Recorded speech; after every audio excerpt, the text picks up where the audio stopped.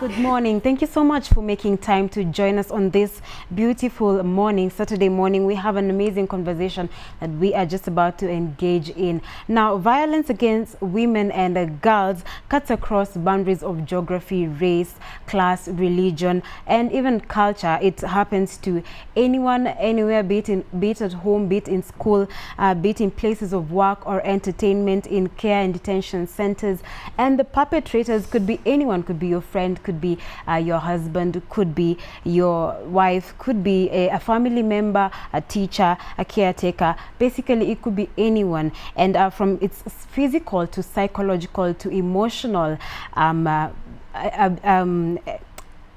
I beg your pardon, from its impact physically, emotionally, and psychologically, well, we can never really quite quantitate it. And now, according to the domestic household survey, they showed that 38% of gender-based violence is between the ages of 15 and 49. Of course, we have experts that are going to clarify that. And the report also shows that 14% of them have undergone sexual abuse. And the consequences of this violence, of course, are devastating. And we even get to some extent where people actually die from gender-based violence. But even those who survive actually have to live with the trauma that comes with it. Now, that is going to be our topic of discussion today, gender-based violence. And to start us off is Faith Shikanda. She has an amazing piece. She is a Kenyan spoken word artist in Nairobi whose art is majorly focusing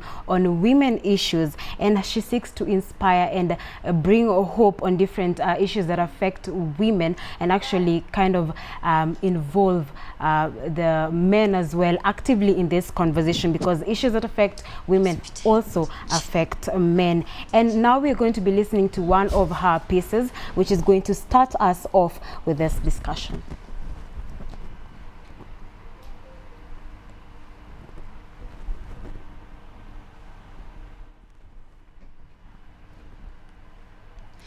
History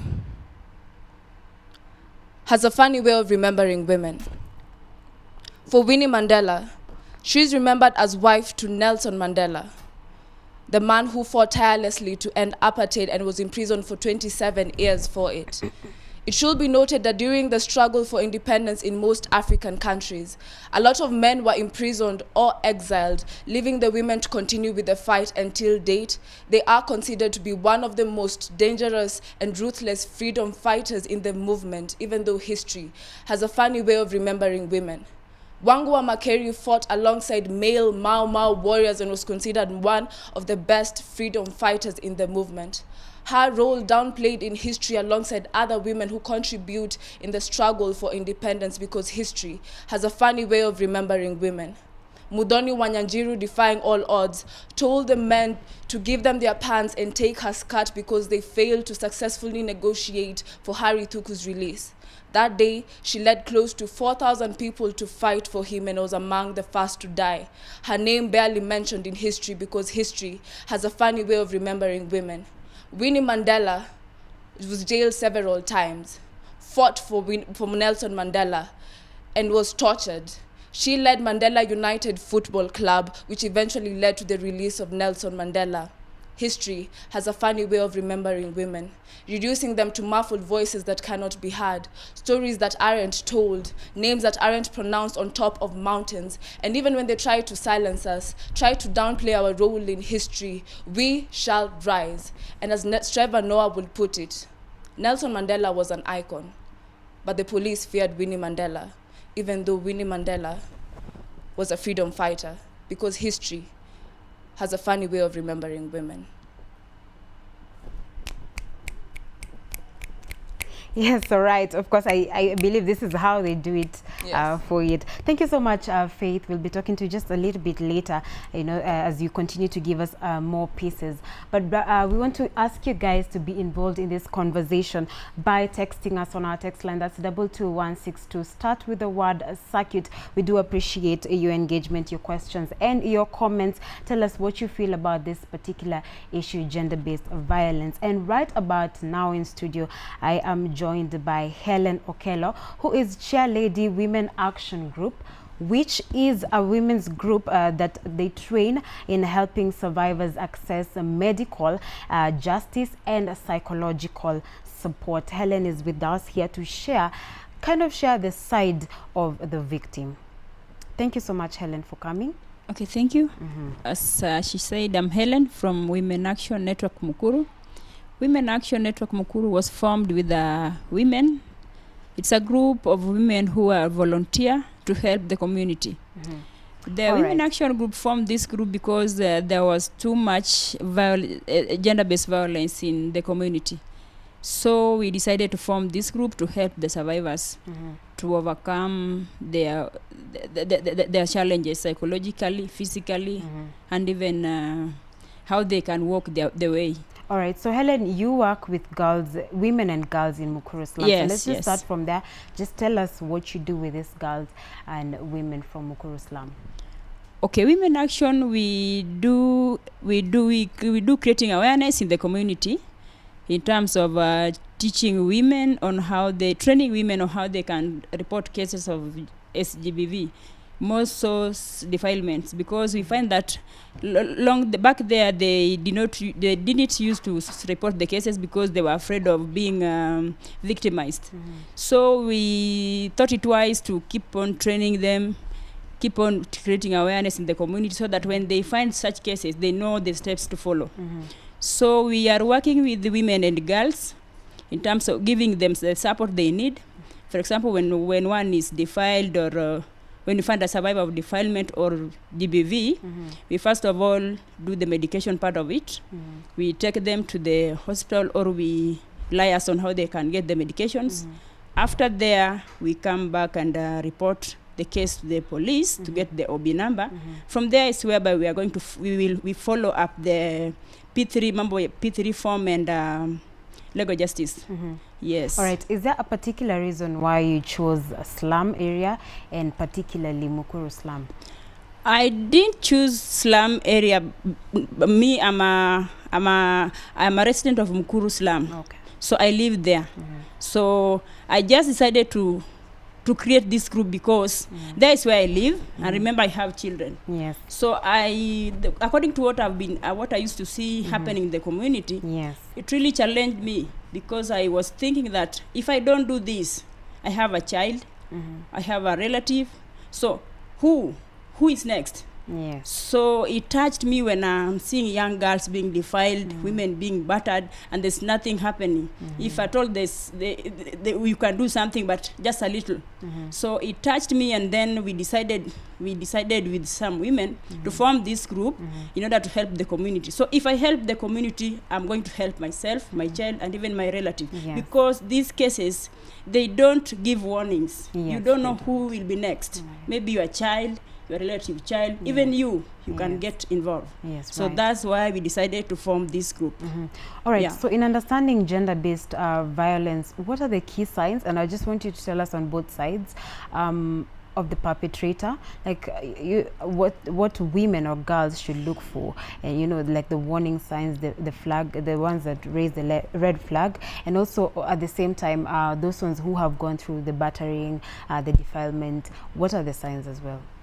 Okay, the signs, as I may say, with the children, mostly I work with the children because they are the most ones who are survivors. So children's, you can just see when a child is just down, she's not talking. Sometimes she just crying all over. Or when you talk to the child, she's somehow trembling. So that's one of the way you can find when a child is maybe has been assaulted or something like that. So and another thing you find when you take a child, maybe a child meets a man, or she was assaulted with a man. When she sees a man, she's not comfortable. She can either run or cry, something like that. So when you sense that, you need to come close to this child, try to talk to her or him, because nowadays they are both. So try to come close and talk to them, give them the support they need. First of all, assure them that whatever you're going to talk to them with them, It is private and confidential. Because you find that when someone is sexually assaulted or defilement, the perpetrators sometimes they give conditions. Yeah. They threaten. They may tell the child, if you tell anybody, I'll kill you. Yes. Or I'll even kill your father, kill your mother. So you see the child, maybe the child love the mother so much, or the Yes, father. yeah. So she's just thinking, if I say my mother will be killed, I'll be killed. So just have to give them assurance that you are not going to tell anybody whatever you're going to share between you and him or her. So after that, the child may open up. She'll tell you one or two things she has undergone. So that's where you'll come to know and start the medication processes. Yes. And with the women, they normally report because with them they can talk. Yeah. You see, with the child, they are still the minor ones. So with the women, they talk. Or most cases, you find you just hear of a noise anyhow. So when you hear of a noise, what we do, we normally reach there and find what is going on. So, or you may find a woman is undergoing the GBV, and then she don't want to talk because maybe the man is the breadwinner. Yes. Maybe the woman from back there, she doesn't have anybody. The family and the father, the mother, they died. So you find that she's just depending fully on the man. So she may not talk, and you will find her somehow stressed, sort of. Yeah. So that is where you'll find you'll come to realize that there's something wrong. Yeah. So when you come close to this woman, you may share, and she may open up and tell you what is going on. Yeah. All right. So because we are saying that you offer them medication, justice, and psychological support, maybe as you're telling us in terms of justice, the legal part of it, how you help them, just tell us what are some of the signs of the perpetrators? Okay, perpetrators, we don't know you may not see any sign of perpetrator because perpetrator may be your father, your brother, even a neighbor who has been trying to be so nice to you. Yeah. So we don't have a sign. So whatever we tell them is that to refrain from being with strangers. And also to children. When someone is so nice to them, they should think twice. Yeah. Because you find when a neighbor may be so nice to a child, he sends him to the shop, get this, bring this, keep the change, come for tea, you see. He becomes so close to the child. Yes. So that's whereby we tell the children not to be so close to strangers. And even be accepting gifts from the strangers. Because we find nowadays they used to putting some things to confuse the children. Yes. So we tell them not to accept any gift from a stranger. Yes. Yeah. It could be drugged. Yeah. Because most of cases they drug them. They may give them maybe a soda with some drugs inside. When a child is asleep, she will not know anything going on. So we just tell them not to be accepting things from strangers. And even when someone is so nice to them, it is a sign of a warning. Yeah, they should be careful. All right. So as you're speaking to these women and children, you form basically support groups, right? Yeah. How important are these support groups and what gaps do they fill? Okay, the support groups, I may start with the women's. They are important because with the women, you see, when a woman is just alone, she's thinking of many things. What she has been going through, the challenges, how she's being beaten every now and again. So when they are together, they find someone to share to. So as we know, a problem shared is a problem half solved. So when they are in that group, they share. Maybe the challenge I'm going through is more than even yours. Yes. So when I share mine, you'll learn from mine, and then it will give you the support to go or to carry on with the life. Maybe mine was too much, and I did 1, 2, 3 things, and I overcome it. So when I share it, you'll get the morale to keep on moving with the life. All you get on how you will be solving yours. So the women, we normally have the groups, they meet, and we just do the group discussions and sharing. And also, you see, sometimes they do the table banking because most of the women they don't have anything to put on the table. So when we are in that group, we do the table banking. We find out, we save a little, then we borrow. in between them. All right. So when they borrow, they help themselves with that money. Yes. Yeah. All right. So basically, we have even situations whereby, based on assumption is that when someone, when you experience gender-based violence in whatever form, then, society tells you or asks you, why would you go back to the person if it's your husband or if it's your boyfriend or if it's, if it's your parent, maybe you might not have a choice. But what makes women stick with the person, or even if they leave, they go back to the person? Okay, most women have,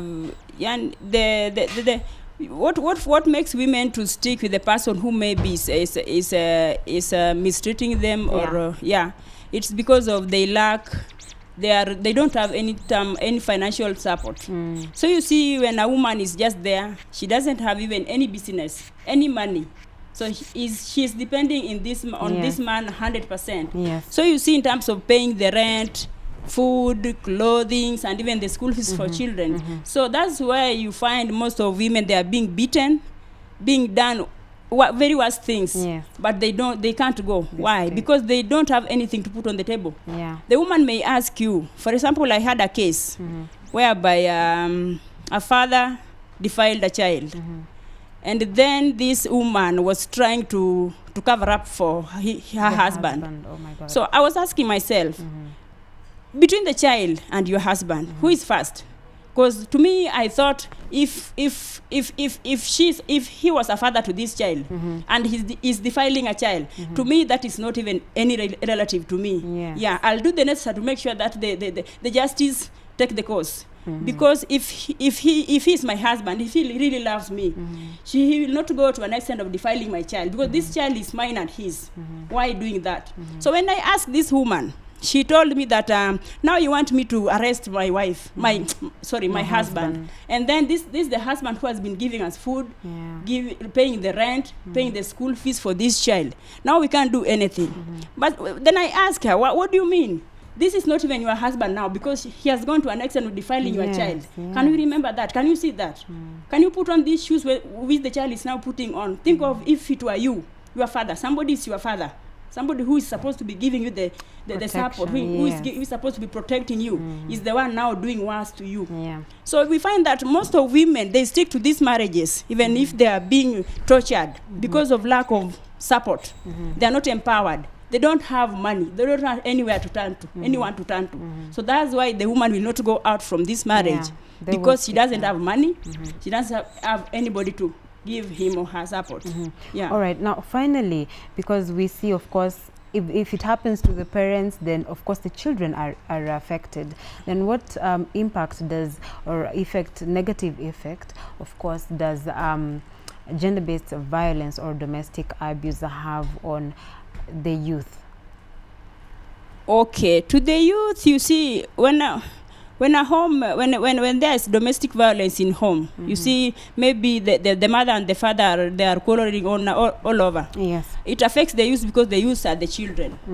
Now, when the youth, when for example, a girl is from a home whereby the quarrels are all over, it may affect her psychologically, because she doesn't have anyone to turn to. She's seeing how the mother is being battered. And she's seeing how the mother is being struggling all over to make the ends meet. Now this girl will think of herself. She'll be saying, now, if this is what marriage is all over, I will not get married.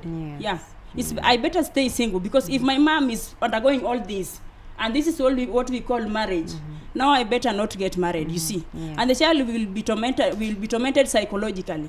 She may be thinking all over again and again on how the mother is being battered, how the quarrels are all over in the house, you see. So you may find even this quarrel in the home makes the child to not to perform well in class.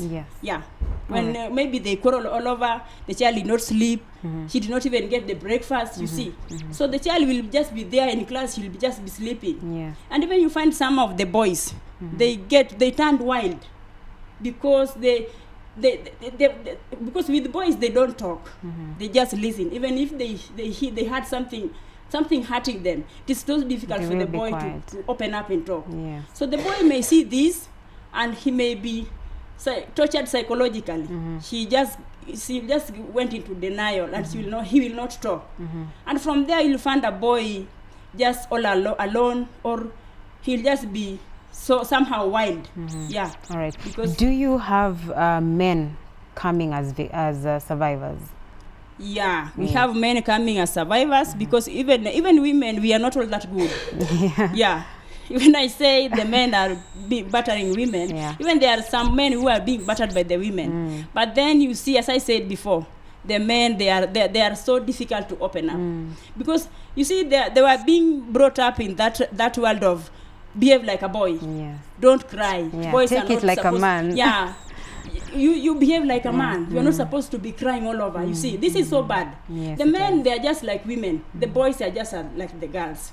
So I think it is high time we change this style of telling the men not to cry, not to talk when something is bad. So you see, the men, they just go into denial, even if they are undergoing what sort of challenges or what, they will not talk. So nowadays, few they come out and they talk, and when they talk with us, we help everybody, even if it's a man or a woman or a child. We don't discriminate. All right. Thank you so much, Helen, for coming through and just sharing that with us. We do really appreciate. Yes, that was Helen for chairlady of Women Action Group. We do appreciate your time. Thank you. All right, so we are going to take a short break, but we are going to take a short break once again with a piece from Faith. Of course, like I told you earlier, Faith, most of her pieces are for women empowerment, and just trying to raise awareness on issues that women go through. This conversation, you can be part of it by sending in your text messages to 22162. Start with the word circuit. So Faith is just going to be coming in right now and sharing that with us.